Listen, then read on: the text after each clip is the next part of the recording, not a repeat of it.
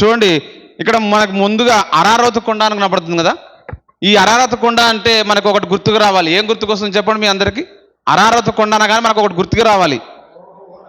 నోవహు ఓడ జలప్రలయం తర్వాత ఓడ వాగింది ఎక్కడ? ఇక్కడే, ఈ నోవహు ఓడ దగ్గరే, ఈ అరారాతు కొండ పైన నోవహు ఓడ వాగింది కదా. అయితే ఇక్కడ మనకు దాని పక్కలే హారాను కనపడుతుంది కదా మీ అందరికీ. ఇది హారాను.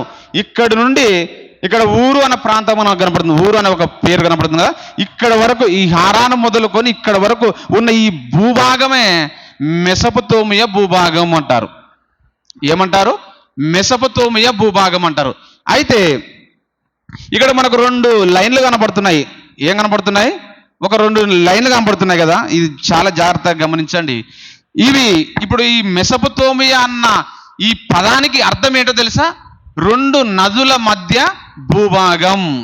ఏమి దాని అర్థము? మెసొపొతేమియా అన్న పదానికి అర్థమే రెండు నదుల మధ్య భూభాగం అని అర్థం. అయితే ఆ రెండు నదులు ఏవో కాదు, ఇక్కడ గీతలుగా మీకు కనపడుతుంది కదా, ఇది ఒక నది. అలాగే ఇక్కడ ఒక గీతలుగా కనపడుతుంది కదా, ఇక్కడ ఒక నది.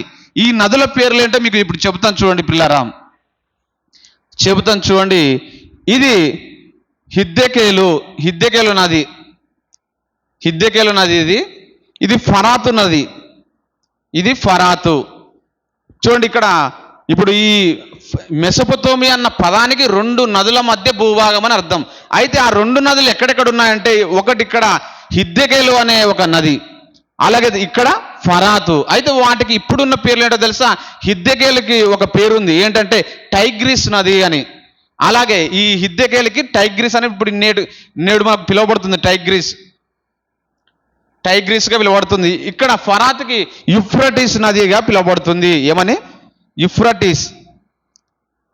ఇవి నేడు ప్రపంచంలో మనం నెట్లో కూడా సెర్చ్ చేస్తూ కూడా యూఫ్రటీస్ నది కనపడుతుంది, అలాగే టైగ్రిస్ నది కూడా మనకు కనపడుతుంది.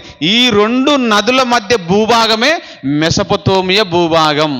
అయితే ఈ రెండు నదులు ఇలా పారుకుంటూ వెళ్ళి చివరిగా మహాసముద్రంలో కలిసిపోతాయి. ఎక్కడ కలిసిపోతాయి?